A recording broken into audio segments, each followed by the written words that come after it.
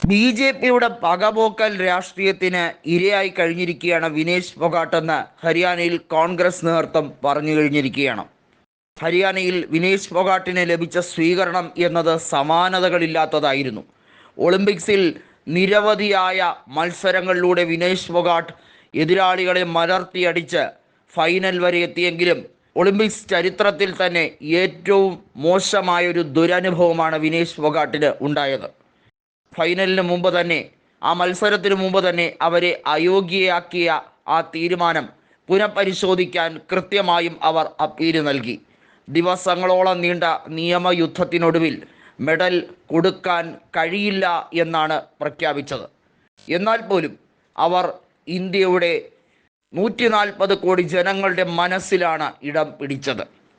കൃത്യമായും ബി.ജെ.പി നേതൃത്വത്തിനെതിരെ, ബി.ജെ.പിയുടെ മുൻ എം.പിയായ ബ്രിജ്ഭൂഷണെതിരെ സമാനതകളില്ലാതെ തെരുവിൽ നീതിക്ക് വേണ്ടി പോരാടിയ വിനേഷ് ഫോഗാട്ടിനെ ഒതുക്കിയ ആ രാഷ്ട്രീയ സംഭവം എല്ലാവർക്കും അറിയാവുന്നതാണ്.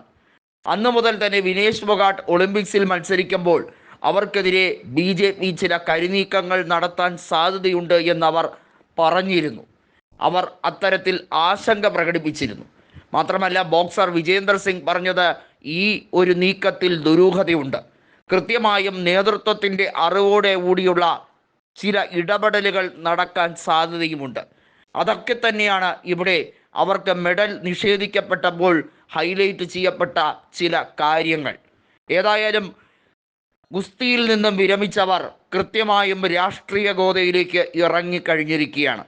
ബി.ജെ.പിയെ മലർത്തിയടിച്ചിരിക്കുമെന്നും തറ പറ്റിച്ചിരിക്കുമെന്നും ഉറപ്പിച്ചാണ് വിനേഷ് ഫോഗാട്ടിൻ്റെ കൃത്യമായ തീരുമാനം.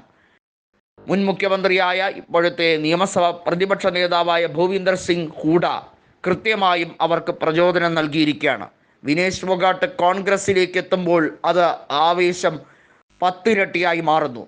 വിനേഷ് ഫോഗാട്ട് കോൺഗ്രസ് സ്ഥാനാർത്ഥിയായി ഏത് നിയമസഭാ മണ്ഡലത്തിൽ മത്സരിക്കും എന്നത് മാത്രമാണ് എടുത്തു പറയേണ്ടത്. അവരുടെ ജന്മനാട്ടിൽ തന്നെ മത്സരിക്കാനാണ് സാധ്യത കൂടുതൽ. നമുക്കറിയാം, നിലവിലെ സർക്കാർ അധപതനത്തിലേക്കാണ്.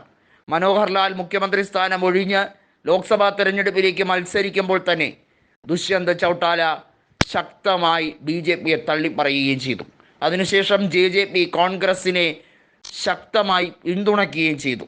അകമഴിഞ്ഞ ഈ കലവറയില്ലാത്ത പിന്തുണ അത് തുടർന്നും പ്രതീക്ഷിക്കുന്നു എന്നാണ് കോൺഗ്രസ് നേതൃത്വം ദുഷ്യന്തിനോട് പറഞ്ഞിരിക്കുന്നത്. ദുഷ്യന്തിന് കോൺഗ്രസിൽ ലയിക്കാനുള്ള ഒരു അവസരം കൂടി കൊടുക്കുന്നു എന്നും മുൻ മുഖ്യമന്ത്രിയായ ഭൂപീന്ദർ സിംഗ് ഹൂഡ പ്രഖ്യാപിച്ചു കഴിഞ്ഞിരിക്കുകയാണ്.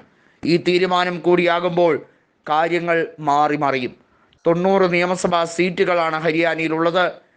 ഒക്ടോബർ 1 വോട്ടെടുപ്പ്. കൃത്യമായ രാഷ്ട്രീയ നിരീക്ഷണമാണ് ഇപ്പോൾ നടക്കുന്നത്. 4/3 ഭൂരിപക്ഷം കോൺഗ്രസ് ഉറപ്പായും നേടുമെന്ന് വ്യക്തമായി തന്നെ പ്രഖ്യാപിക്കപ്പെടുന്ന സാഹചര്യമാണിത്.